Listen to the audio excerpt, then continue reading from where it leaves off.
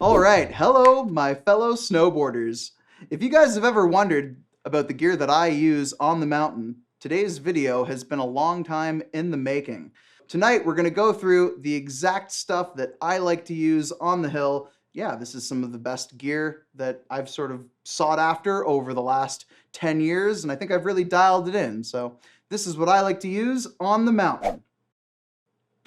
So we're gonna start off today with the helmet being probably your most important part of your set. This is what's protecting your brain, protecting your noggin. I like to use the Smith code, and there's a couple of reasons why I chose this helmet. One of the main factors is just how lightweight it is. You know, a lighter weight helmet, especially when you're out there all day, results in less neck fatigue. If you're someone who experiences muscle fatigue in your neck, the lighter weight helmet you can find, the better, and this ends up feeling like I'm not wearing a helmet at all. One of the things I really like about the Smith code is that it's utilizing choroid technology, which is similar to an EVA foam. It's just as safe, but it's actually 30% lighter. So super lightweight, definitely not fatiguing on the neck.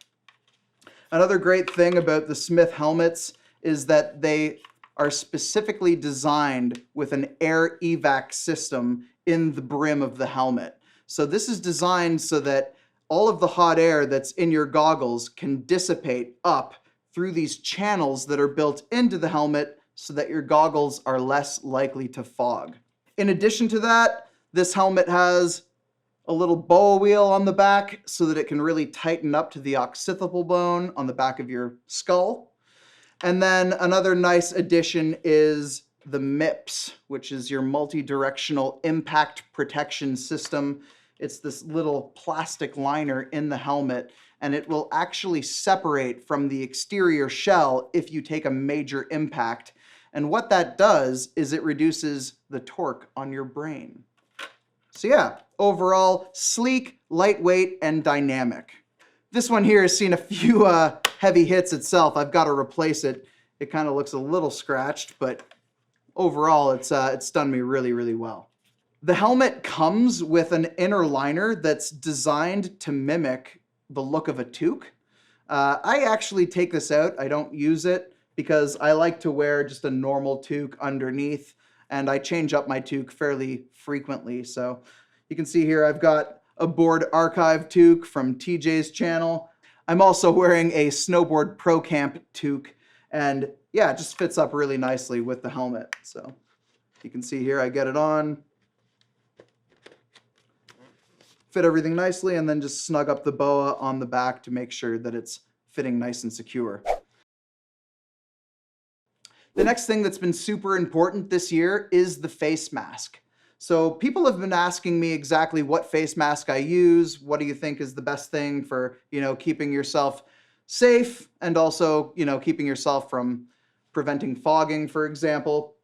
So I actually use a couple of things while I'm on the mountain. I will bring a disposable mask for the actual time that I spend in the lift line.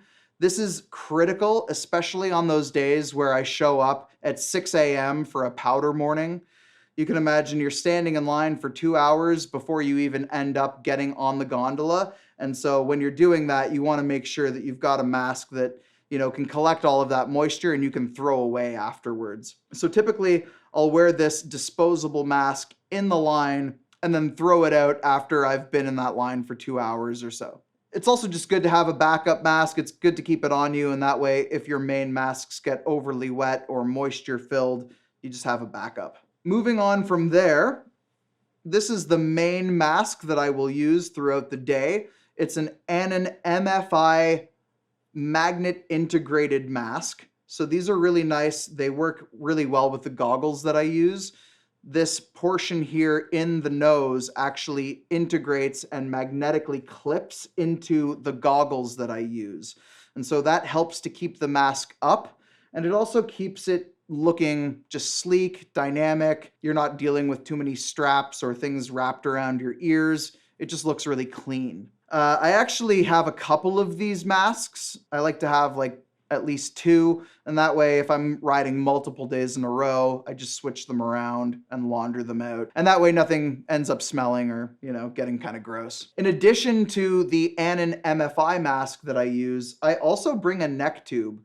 The neck tube is just great for being able to pull up really quick in case you're in a situation where you just want to get it up over your nose really quickly while you're in the gondola or the lift line. The other benefit to the neck tube is that it adds an insulation factor. So if it's a very cold day, the neck tube just really helps keep all that warmth in so that it's not dissipating out of your base layers. So if it's a cold day, -2 or beyond, I bring the neck tube along just to keep myself extra warm, especially if I have to wait around at 6 a.m. for the gondola to open.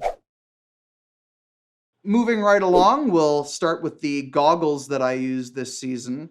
These are the Anon M4s, and I really enjoy this goggle. It's definitely one of the higher price point ones that are on the market. It's definitely more of a marquee goggle in our store, but these guys are super handy, especially during the situation that we're in right now. One of the main problems that most people are experiencing in the lift line is goggle fog. The goggles are designed to be on your head and to be worn while you're riding, but when you're in the lift line, especially on a powder day, you're breathing really heavy and you're wearing a mask and all of that hot, moist air is going up into the goggles. So the benefit of the M4 is that it has a very quick interchangeable magnetic system. So you can really easily pop the lens out. There's 6 magnets in here that are rare earth magnets that are holding the lens into place. So people always ask me, will it come out if I take a hard fall? No, it will not. It stays in very firm. But while you're in the lift line, easy to pop the lens out, bring air to the lens so that you're not getting a fog buildup. And then once you're back on the chairlift where the mask isn't required, you can just pop it back in super quick, super easy. There's no struggling with trying to get the lens back in. There's no, grommets that you have to stick back in. Everything is just super quick and easy. Pops out, pops back in. The nice thing about the M4 goggle is that it comes with a spare lens, and it also comes with a case for that spare lens. So you can see here, I've got one of my cases here and the other lens that it comes with. You're always going to get 2, one for low light and one for high light conditions. And this season, I've actually been carrying 3 lenses with me, especially on those days that are more moist. So days like a powder day where we're experiencing a lot of precipitation, I'll bring those 3 different lenses, and that way I'm always avoiding having my lenses fog. And it's just super easy in between runs to pop those lenses in and out. The Anon M4 goggles will always come with a highlight lens and a low light lens. So the one that I'm using here that's more of a sunny day lens is this green SLX mirror, more of a cool looking lens, more mirrored, less likely that people will be able to see through it and see your eyes. This is what you want to use on a sunny day. And then the other one that it comes with is more yellowed. It's a little bit brighter, and this is what you want to use if it's a stormy day, if it's dark, if it's cloudy, or if you're night riding.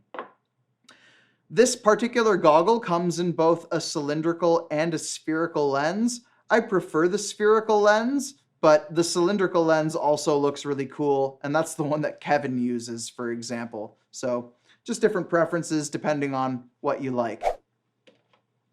So the number one question that I get on my YouTube channel is, why do I ride with my jacket open? There's a whole bunch of reasons why I ride with my jacket open, but one of them is temperature control. And for the style of riding that I use, I like to sort of be prepared for any instance. So I start off my kit with a Burton midweight layer. This one's super versatile. It's not overly hot or overly cold, and it's got a lot of stretchability to it so that it really nicely hugs your body. This layer is important because it's wicking away the moisture, especially off of your spine, which is where you can get that chill. So the Burton midweight layer there is designed to just be nice and snug to your body, nice and conforming, and help to wick away moisture to keep you dry. Looks like that in the package. The next layer that I wear is more about insulation. It's about warmth. This is a typical sort of base layer that you can get from like Mark's Work Wearhouse, for example. Not overly technical, more just to, keep me warm. I wear this on top of my first base layer, and it just acts as like an insulation layer to keep me warm. If I get too warm, I'll actually take this layer off. And the third layer that I wear on my base layers is this AK Baker Power Stretch mid layer. It's a little bit heavier and it's a little bit more technical. It's part of their AK line, which is specifically designed for Alaska. So you know that it's really good for guiding and for touring. I like it because it's more of a soft shell. It's got a little bit more of a waterproofing wick away fabric to it. So it's less likely that it's going to get wet, especially for someone like myself who likes to wear my jacket open and have this exposed. And overall, just very comfortable, and its ability to stretch in 4 directions makes it very ergonomic as well. So I can really flail my arms around, stretch out my back, and I'm not worried that this thing is gonna crimp or bunch on me. So yeah, these are the layers that I wear to keep myself warm. I wouldn't say that most people have to wear 3 base layers because most people do up their jacket. But if you're going to do the style that I do, I like to have 3 base layers on because the other 2 layers that I wear are hanging open. So the next layer I'm going to talk about is my down jacket. Depending on how cold it is, I might have this done up or I might not. If it's more than -2, I usually do up my down jacket, but if not, it's pretty much hanging open. But this is definitely my main insulator layer. I like the North Face ThermoBall down jacket because it's a nice dynamic lightweight down. It's not super puffy or thick. It doesn't end up making you look fat on camera. It's pretty sleek, it's pretty lightweight, and it's still fairly warm. More of a waterproofing thing that I like about this particular garment is that it doesn't have a hood. I like the version that's non-hooded because it just helps keep extra material away from your neck, so it's easier to cock your head around really quickly if needed. And that's definitely essential for when you're steering down the mountain at high speed. I also use this jacket partially for storage. So you can see here, guys, in the main front pocket, I'll keep my wireless headphones. These are JBL. Fit into the ear really nicely, actually. And I typically only will ever use the one headphone at a time. That way I'm alert in one ear and chilling and relaxing to my tunes in the other, but still aware of my surroundings. And then I've also got a little baggie here that I keep all of my spare batteries in. You can imagine if you're filming for a full day on the mountain, especially in cold conditions, you need to carry extra GoPro batteries. So I carry 5 extra GoPro batteries with me on any given day, just in case some of them get wet, or in case I need to change multiple times, in case one of them wasn't fully charged, or maybe I'm just getting a ton of footage that day. So it's very important to have those extra batteries on your body with you. And I like keeping them in my down jacket because it helps to keep the battery warm, and it's less likely that they're going to be depleted when I get to them. So that's the North Face ThermoBall down jacket. The exterior layer of my kit is the Oakley TC gun shell jacket. I personally like to wear the extra large. I like a little bit more space. I like to have that range of motion, especially in my arms and in my shoulders. This is actually Ståle Sandbeck's Pro Model jacket. And I actually just really like it for the colors and for the swatches on the jacket. It was fairly similar to the old Dakine jacket that I wore, and I didn't want to change my style too much. This particular jacket is a 3-layer shell, so there is no insulator factor to this jacket. It's just designed to be waterproof and windproof, and also to maintain breathability so that you get some moisture dissipation through the actual jacket so that it's not building up in your base layers. One of the main things that I look for in my jacket is these little hang meshes on the inside. The hang mesh is great for keeping your gloves in when you're in the line or when you're waiting around in the morning. And it's also where I put my neck tube or my mask for the day. I just keep everything in these little side pockets here. You can see I've got my extra glove there. What else do I have? Oh, a McDonald's wrapper. Great thing about a 3-layer jacket is that it's super lightweight, very packable if you're going on a trip, and all of the layers are bonded together, so nothing moves around, there's no separation, nothing to get tangled, nothing to rip or get caught on a tree, for example. Because of that, the overall garment is lighter and it's more waterproof while being also more breathable. Standard on this level of jacket is waterproof zips. You can imagine these zippers are designed to keep all the water out so that everything that's inside your pockets stays nice and dry. And also typical for this caliber of jacket, you've got a fairly large pit zip, again with a waterproof zipper, so that you can cool off if you're in hot conditions or standing around in the line. One of the great things as well is that it's a slightly oversized hood so that it fits really well with your helmet. As you guys know, the majority of the time I leave my shell open. The only time I ever really close my shell is if it's pouring rain or if it's super windy. So actually, last week I released a video where I was on 7th Heaven in the Alpine, and I actually closed up my zipper and had my jacket done up because I wanted to keep the wind out. That's the Oakley TC gun shell jacket, Stale Sandbeck's Pro model. And you can see there's a cool little graphic of a skull on the back there. I think that's just an extra little stylistic feature that I really like about the jacket. When you're on the mountain, there's a whole bunch of things that you could forget to have, and I like to keep with me a few extra key items. One of which is deodorant.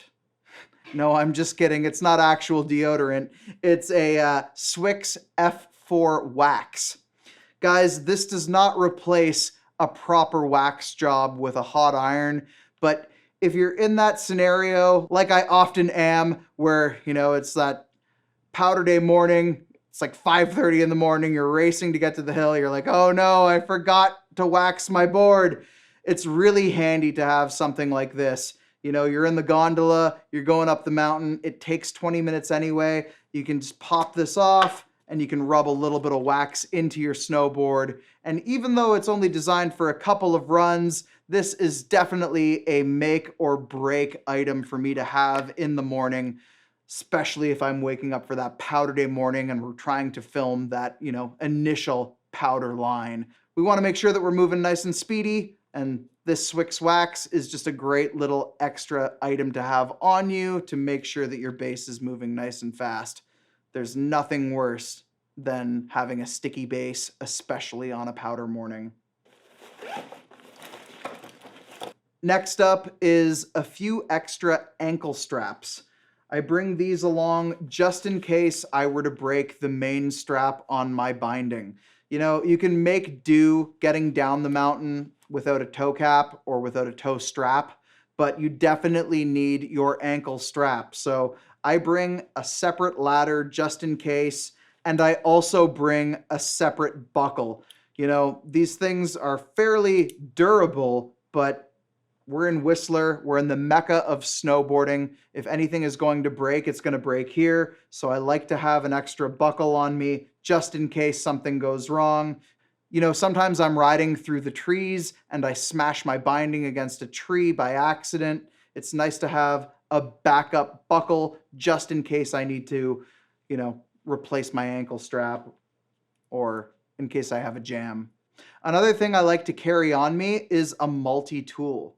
This is like a make or break little item to have on you. You can imagine if you have a binding malfunction while you're on the hill, this just makes it so that you can easily change the binding, alter the strap, or change around your binding angles. You know, a lot of the time I'm riding with my friends. I'm riding with like Kevin from Snowboard Pro Camp or Chris Ayers, and we want to change up our boards. So great little item to have on you in case you need binding alterations. In my jacket, I also keep my gloves. The particular glove that I use is the Dakine Phantom. I really like this glove because it has their Gore guide technology. What that means is that every layer of this glove is bonded together. So when I put my hands into the glove and then pull my hand out really quick, I don't get that scenario where the inner glove lining pulls out backwards and then I'm trying to get my fingers back into the individual slots. Everything stays together really nicely and it's bonded together. So there's no bunching, there's no crimping, there's no like wet, soggy inner liner. Everything stays together really nicely. That helps the glove be lighter. It's also more packable and it's more breathable. I specifically prefer a glove that is a shorter cuff. It fits underneath the sleeve of the jacket. It's just more dynamic, it's a little bit lighter weight, and it's less bulky. So I feel like it's just an easier glove, especially if you're someone like myself who's dealing with a camera or multiple other items, switching things around. You can see here my gloves are actually mismatched. I lost my other Phantom glove, and so the other glove that I'm using here is the Dakine Titan. This thing is a little bit more basic. You can see it's a little chunkier. It's got a gauntlet to it, so it fits over top of the jacket sleeve, but it's still Gore-Tex, so still super durable, super lightweight, and very waterproof. And that's the key thing that you're looking for in the gloves, especially here in Whistler. You want to have that Gore-Tex in there so that it remains waterproof so that your hands don't get wet. You can see that these ones have a little bit of wear and tear because as I come into the lift line, I often grab onto the rope and that creates a friction burn across the palm of the hand. So if you want to maintain the durability of your gloves, try not to grab onto the rope in the lift line. I definitely prefer the Phantom glove. It's the lighter, sleeker, and more durable glove out of the two, especially because it's made out of leather. So leather is less likely to wear. Moving right along into what I wear on my lower half, I like to keep it simple. You know, definitely we have some technical layers for my upper half, but on my lower half, the base layer that I wear is a pajama pant. Just a flannel pajama pant, nice and warm and not overly complicated, pretty comfortable.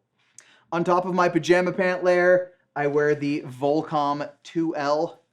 This is Volcom's 2-layer Gore-Tex pant, and I've actually worn this pant for a long time. This is the second pair that I've owned of this pant, and pretty much I just wanted to replace it. Really, really happy with the Volcom fit. It's sort of like a mid-bagginess, not overly baggy, but not overly fit either. And having that Gore-Tex is super important, especially when you're on a wet or icy chairlift.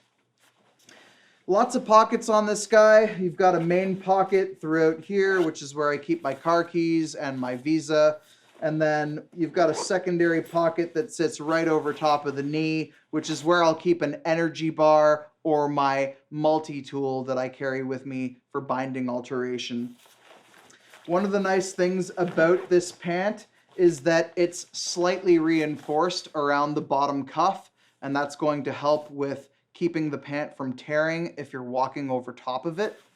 And I personally like to go with a slightly bigger size. So even though I'm more of a large, I ride the extra large so that I have more range of movement and a little bit more space in the pant. That's my own personal preference, but then I like to cinch the pant and get it nice and tight with an arcade belt. So arcade belts are specifically designed for snow sport outerwear, and they've got a stretch factor to them that really helps cling to the pant to keep you nice and secure, but also not wear into the pant, so it's not degrading the material. So a lot of people ask me, what socks should I wear in my snowboard boots? There's a lot of stuff on the market, but I specifically really like the Dissent Compression socks. This sock was actually designed not specifically for snowboarding. It's a ski and snowboard sock. But the thing that's very specific about it is that it's a GFX grade compression sock. So it really hugs your foot. It's super tight. It actually looks like a baby sock when you're holding it up in front of you, and that's because it stretches to the full length of your foot. When you're wearing this, the sock is designed to really hug into your skin, and therefore it keeps your foot from swelling. And that's really important because throughout the day, your foot can change size depending on the amount of pressure that you're putting on it. So by having a compression sock, you're making sure that your foot does not swell. And the other major thing that it's doing is it's making sure that there's no rubbing on the inside of the boot. So if you're someone like myself who might be doing a little bit of a tour or a bit of a hike in the afternoon, it's nice to have these socks because it equates to having no bunching or rubbing or grinding within the boot. Oh hey, you've just caught me editing today's video. It got way too long for just one video, so we're actually going to cut it up into 2 parts. So next week's video will focus entirely on my hard goods, my board, my boots, and my bindings. If you liked today's video, guys, don't forget to like and subscribe. If you're interested in checking out any of the gear that I've gone through, you can take a look at it in the description below. I've added links to all of this equipment. Thanks so much for tuning into today's video, and we'll see you next time on Andreas Schubert's Snowboard Channel.